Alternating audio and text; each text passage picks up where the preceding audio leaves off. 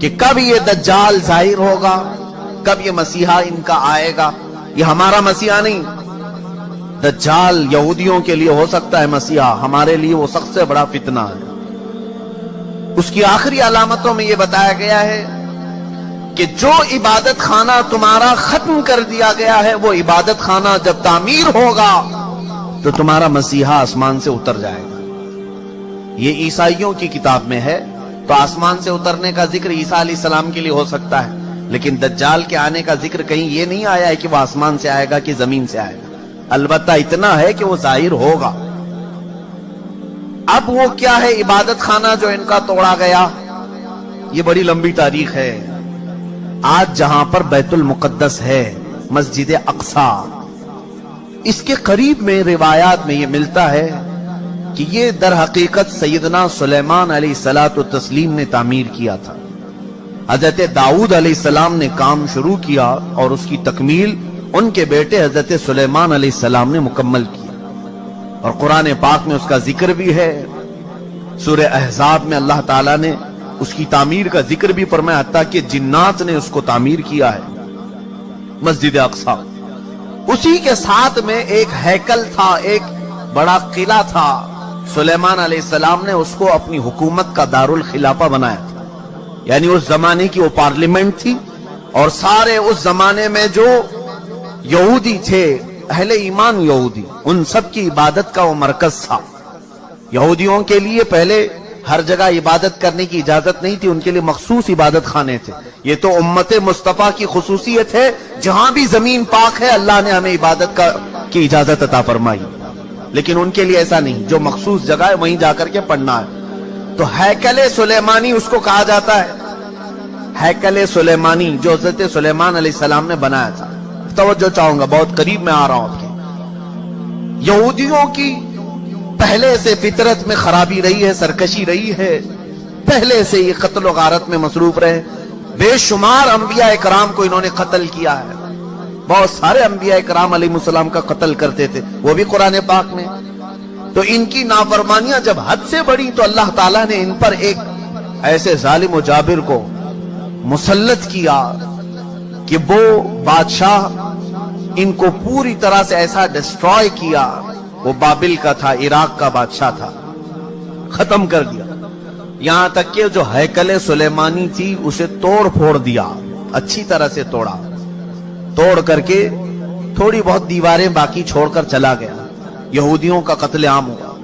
کئی 100 سال گزرے، اس کے بعد ایران کا ایک بادشاہ جو ان کا ہمدرد نکلا، اس کو خسرو بھی کہتے ہیں، یہ بادشاہ نے یہودیوں کا ٹیمپل دوبارہ بنا کر کے دیا، دوبارہ بنایا، اور دوبارہ یہ ٹیمپل اس کو انگلش میں کہتے ہیں، جو ان کا ہولی ٹیمپل ہے، ہیکل سلیمانی ہے، دوبارہ اس کی تعمیر کیا۔ اور پھر کئی 100 سال گزرے، پھر ایک بادشاہ ہرکیولس جس کو یہ کہتے ہیں، ہرقل اعظم، اس نے، یہ عیسائی تھا، یہودیوں پر حملہ کیا، پھر اس ٹیمپل کو توڑ دیا، اور ایسا توڑا کہ اس کی ایک اینٹ بھی باقی نہیں رکھی، ساری چیزیں ختم کر دی۔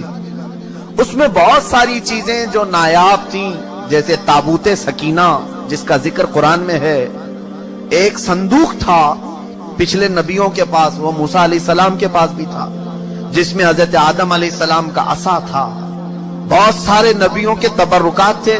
بنی اسرائیل اس صندوق کو لے کر چلتے تھے ہر جنگ میں، کبھی بھی جنگ میں جانا ہو تو وہ صندوق لے کر جاتے تھے، اس کو تابوت سکینہ کہتے ہیں، اسے رکھ کر کے دعا کرتے تھے، اللہ ان کو فتح عطا کرتا تھا۔ وہ تابوت بھی ختم کر دیا گیا تھا، وہاں سے غائب ہو گیا تھا، ہرکیولس کے زمانے میں سب ختم ہوا، ٹیمپل دوسری مرتبہ ڈسٹرائے ہوا ہے، ڈیمولش کر دیا گیا ہے۔ یہ بات آپ کے دماغ میں رہے، 2 مرتبہ تعمیر ہوا اور 2 ختم کر دیا گیا، ہیکل سلیمانی۔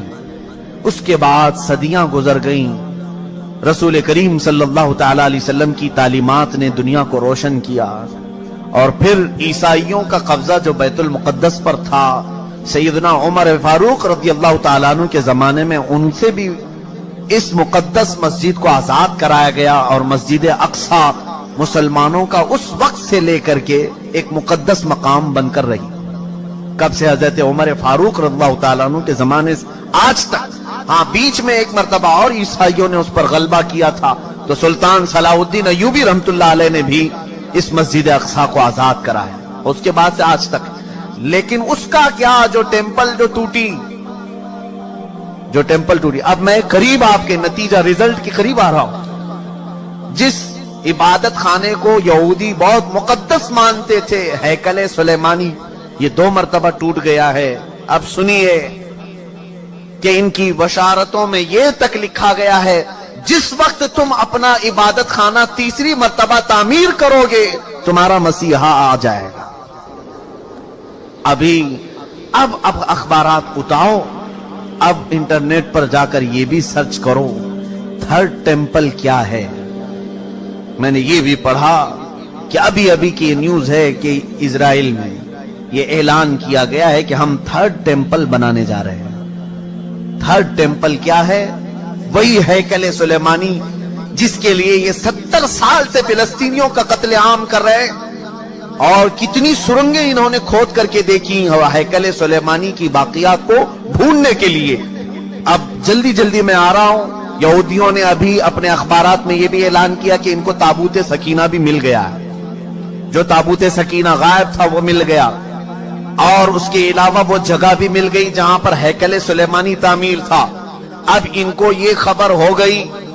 آپ کو یہ ایگریمنٹ بھی میں یاد دلاؤں کہ آج سے 70 سال پہلے سن 1948 کے قریب جب بیت المقدس کے قریب یہودی جا کر رہنے لگے، اسرائیل ایک ملک کی شکل میں آیا، تو ایک ایگریمنٹ عرب ملکوں کے ساتھ یہ پاس ہوا تھا کہ یہ جہاں چاہیں رہیں اسرائیل میں، لیکن بیت المقدس کو ہاتھ نہیں لگائیں گے اور مسلمانوں کو جانے سے نہیں روکیں گے. تو انہوں نے سائن بھی کیا تھا، اور ان کا خیال یہ تھا کہ بیت المقدس الگ چیز ہے، ہمارا ہیکل سلیمانی الگ چیز ہے. لیکن اب جا کر انہیں یہ خبر ملی کہ ٹامب آف راک جس کو کہتے ہیں، جو پیلا گنبد مسجد اقصی کا دکھتا ہے، اب یہودیوں نے یہ اپنی تحقیقات میں کہا ہے ہیکل سلیمانی وہی تھا جہاں یہ ٹامب آف راک بنا ہوا ہے. اب ان کے لیے نہایت ضروری ہو گیا ہے کہ بیت المقدس کو شہید کر دیا جائے. ٹامب آف راک جس کو کہتے ہیں، یہ پیلا گنبد، قبۃ الصخرہ اس کا نام ہے، اس کو شہید کر دیا جائے، اور اس کا اعلان ہو چکا. اور چوتھی ایک اور بشارت سن لیجیے، جہاں پر مسجد اقصی قائم ہے یہ یروشلم ہے. میں ان تمام باتوں کو جو پیش کر رہا ہوں، قانونی اعتبار سے بہت سارے لوگ سمجھتے ہیں ان پیچیدگیوں کو. جس نے بھی یہودیوں کے متعلق بات کی ہے اس کا قتل کر دیا جاتا ہے، مار دیا جاتا ہے. میں بار بار اس کا اعتراف کرتا ہوں، مجھے اس کی پرواہ نہیں. ہاں اس کی پرواہ ضرور ہے کہ میں امت مصطفیٰ کو ان کی امانتیں سپرد کر کے جاؤں. کتمان علم حرام ہے. چوتھی ایک اور بشارت ان کے متعلق یہ آئی ہے کہ کب آئے گا ان کا مسیح دجال. یہ بھی کہا گیا ہے کہ یروشلم میں جب تمہاری حکومت کا سینٹر ہوگا تب تمہارا مسیح اتر کر آ جائے گا، تمہارا مسیحا آ جائے گا. اب تک اسرائیل کا کیپٹل سٹی یروشلم نہیں تھا، آج تک نہیں تھا. اور آپ کو ابھی پچھلے سال پتا چلا ہوگا امریکہ کے صدر ٹرمپ نے یہ اعلان کیا کہ میں امریکن ایمبیسی یروشلم منتقل کر رہا ہوں. جو اسرائیل میں اس کی ایمبیسی تھی، ظاہر سی بات ہے ایمبیسی وہاں ہوتی ہے جہاں ملک کی کیپٹل سٹی ہوتی ہے، راجدھانی. دلی میں سارے ملکوں کی ایمبیسیاں موجود ہیں، سفارت خانے دلی میں ہوتے ہیں. اسی طرح سے